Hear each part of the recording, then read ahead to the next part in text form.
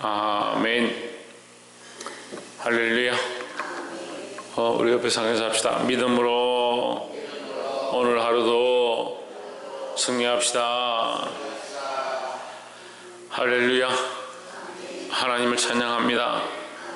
우리가 다 알지 못하고 볼 수 없는 일들을 하나님께서 보게 하시고 우리의 앞길을 인도하고 계시고 온 우주 만물과 모든 만사를 운행하시는 하나님의 역사를 늘 감사하며 그의 이름을 찬양합니다.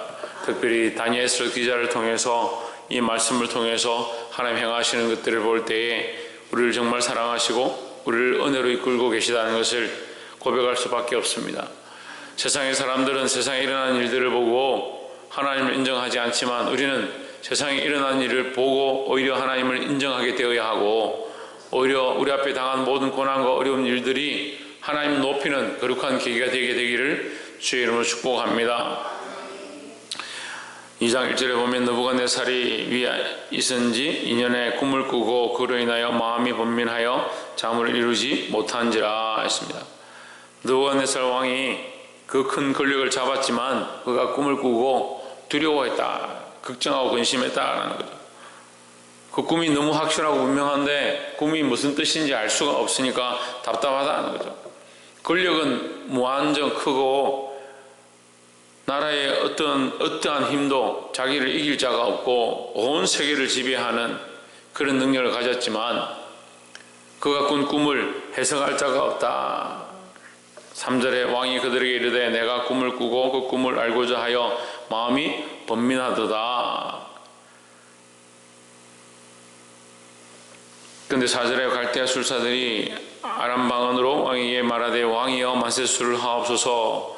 왕은 그 꿈을 종들에게 이르시면 우리가 해석하여 드리겠나이다 하십니다. 문제는요, 꿈을 꾸었는데 왕이 꿈에 대해서 얘기하지 않는 겁니다. 그 왕 마음이죠. 자기 마음이죠. 자기가 왕이니까 말하지 않겠다는데 어떻게 할 겁니까? 누가 술 사고 박 사고 점술 가고 그만큼 점쟁이고 그런 능력이 뛰어나다고 이집껏 했는데 그러면 내가 꿈 얘기를 안 할 테니까 다 해석해라. 꿈이 뭔지도 얘기해주고 꿈 뜻도 해석해라. 5절에 왕이 갈대아 술사에게 대답하여 이르되 내가 명령을 내렸나니 너희가 만일 꿈과 그 해석을 나로 알게 하지 아니하면 너희 몸을 쪼갤 것이며 너희 집으로 걸음틀을 삼을 것이요 했습니다. 이 꿈을 알게 하라는 거예요. 얘기는 안 했는데 알게 하라는 거예요. 이 갈대아 술사들이 뭐라 하냐면 세상에 그런 사람들은 없다. 그럴 수가 없다. 사람은 그걸 해석할 수가 없다. 그 신 외에 11절에 보면 왕이 물으신 것은 희한한 일이라 육체와 함께 가지 아니하는 신들 외에는 왕 앞에 그것을 볼 자가 없나이다. 그러니까 사람은 알 수 없는 것이다. 결국 사람이 할 수 없는 일이니까 사람의 방법은 뭐냐? 9절에 너희가 만일 이 꿈을 나로 알게 하지 아니하면 너희를 처치할 법이 오직 하나이니 이는 너희가 거짓말과 망령된 말을 너희 앞에서 꾸며 말하여 때가 변하기를 기다리려 함이라.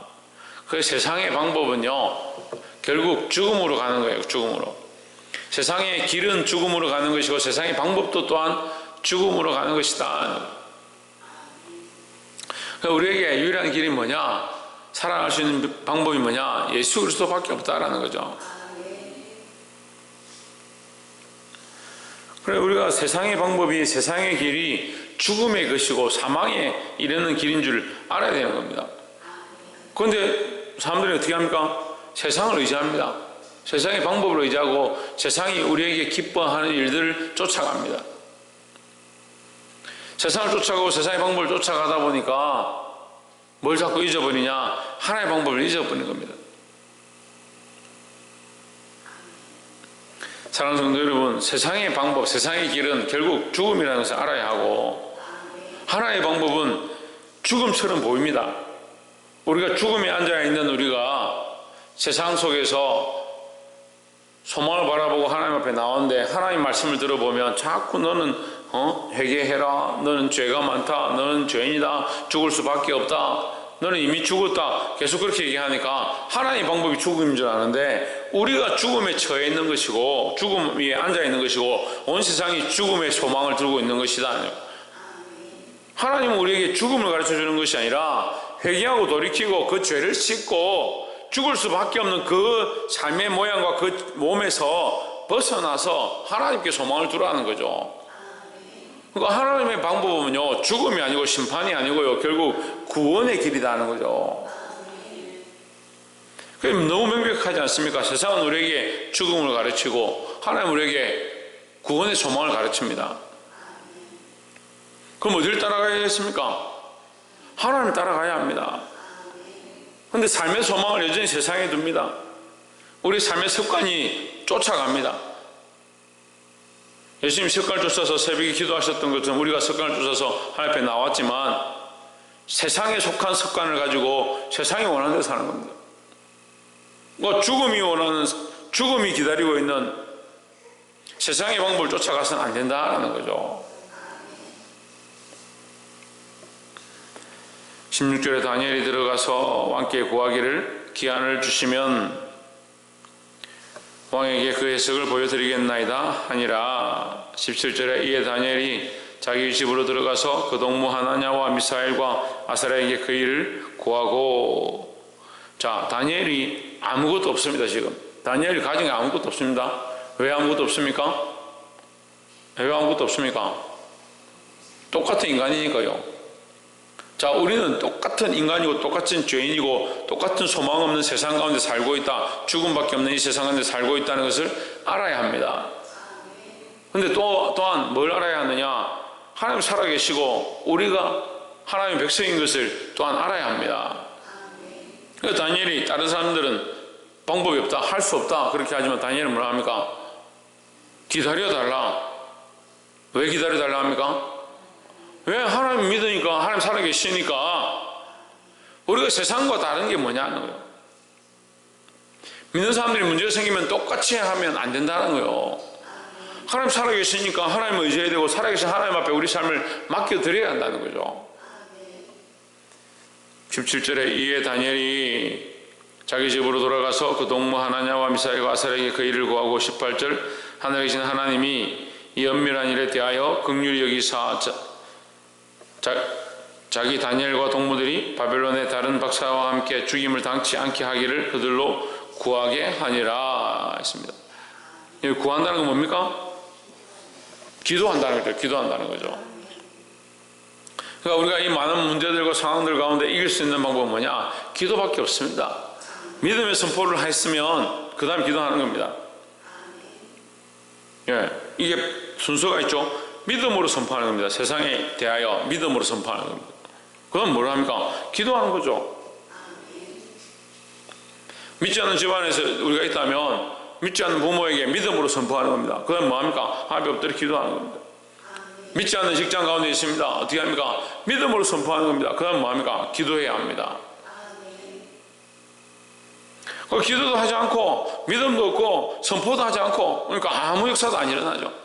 그래서 계속 뭐 합니까? 하나님 복 주십시오. 세상에서 잘 되게 하시고 학교에서 잘 되게 하시고 직장에서 잘 되게 하시고 가정의 문제들이 풀리게 하시고 믿음도 없고 기도도 하지 않고 믿음의 선포도 하지 않고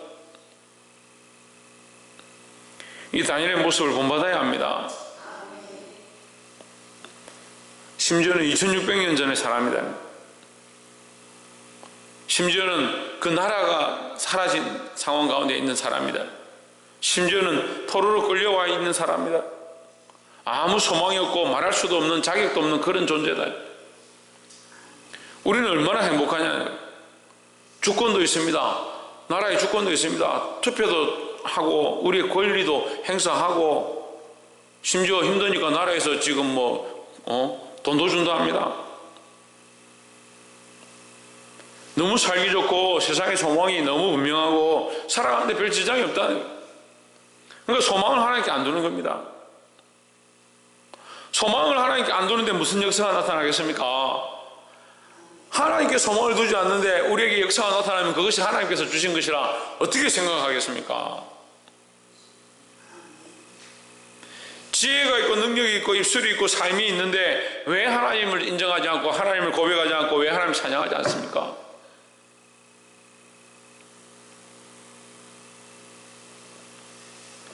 그러니까 믿음도 없고 믿음의 선포도 나타나지 않고 기도도 하지 않고 하나님의 역사도 나타나지 않고 하나님의 역사가 나타나지 않으니까 결국 어떻게 합니까? 하나님 인정하고 하나님 찬양하는 게 안 되는 겁니다. 19절에 이에 이 은밀한 것이 밤에 이성으로 다니엘에게 나타나 보임에 다니엘이 하늘에 계신 하나님을 찬송하니라 했습니다. 마지막은 어떻게 했느냐? 하나님 찬송하게 되었다는 거예요. 하나님 마음은 하나님께 영광 돌리기 원하신다는 거죠. 그럼 우리의 삶을 어떻게 되냐? 하나님께 영광 돌리는 삶으로 나아가야 합니다. 그러면 어떻게 순서가 어떻게 됩니까? 세상의 소망을 바라보지 않고 세상에 소망이 없음을 알고 하나님의 역사를 선포하고 믿음으로 선포하고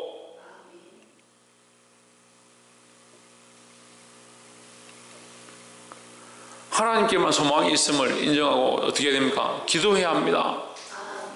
기도하면 어떻게 된다? 하나님 하시는 역사를 보게 된다라는 거죠.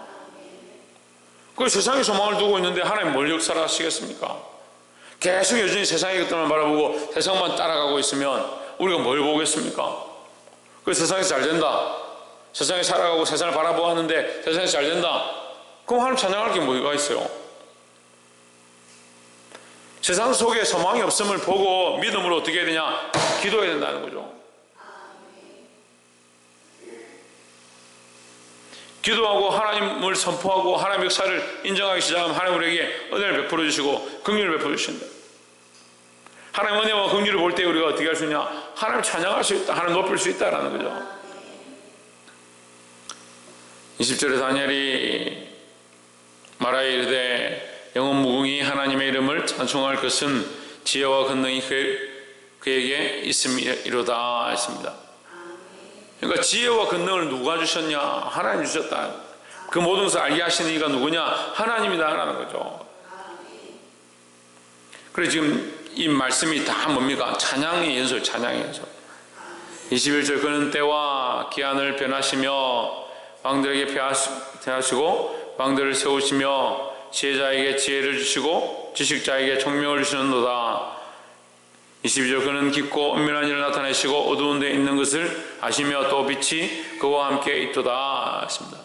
23절 말씀 보시면 나의 열조의 하나님이여 주께서 이제 내게 지혜와 능력을 주시고 우리가 주께 구한 바 이를 내게 알게 하셨사오니 내가 주께 감사하고 주를 찬양하나이다. 곧 주께서 왕의 그 일을 내게 보이셨나이다 하니라 하십니다. 자, 23절에 뭐 했다 했습니까? 뭘 했다 했습니까? 네, 보이셔서 우리가 뭘 했다 했습니까? 우리가 뭘 했다 했습니까? 주를 찬양하나이다 했습니다. 주를 찬양하나이다. 주를 찬양한다. 신성경 뭐 한다고? 그러니까 우리는 하나님 찬양하는 백성들입니다. 이게 기본이에요. 하나님 찬양하는 백성입니다. 하나님을 높이고 하나님을 찬양하라고 만드신 백성들입니다. 그럼 우리 삶의 목적과 방향이 뭐냐? 하나님 찬양을 높이는 길로 나아가야 된다. 그럼 지금 우리 앞에 어려움이 닥쳤습니다. 뭘 해야 합니까? 믿음으로 선포하고 하나님 앞에 기도하고 엎드리면 하나님께서 하시는 일들을 보는 겁니다. 결국 우리가 이것을 통해서 망한다 할지라도 없어진다 할지라도 결국 하나님의 이름을 높이는 일들을 해야 되는 거예요. 말씀을 맺겠습니다.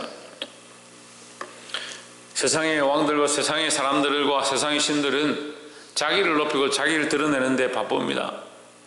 하지만 우리는 이 세상에 소망이 없음을 알고 우리를 높이는 것이 아니라 하나님을 높이고 하나님의 이름을 선포해야 합니다. 이 믿음의 선포를 할 때에 기도가 따라가게 되고 기도를 통해서 하나님께서 역사하시는 것을 보게 될 것입니다. 하나님 역사하는 걸 보게 되면 어떻게 합니까? 다시 하나님을 찬양하게 되는 겁니다. 우리의 근본 만들어진 목적이 우리가 사는 인간의 목적이 하나님을 높이고 하나님을 영화롭게 하는 것임을 잊지 않고 승리하기를 주의 이름으로 축복합니다. 기도하겠습니다.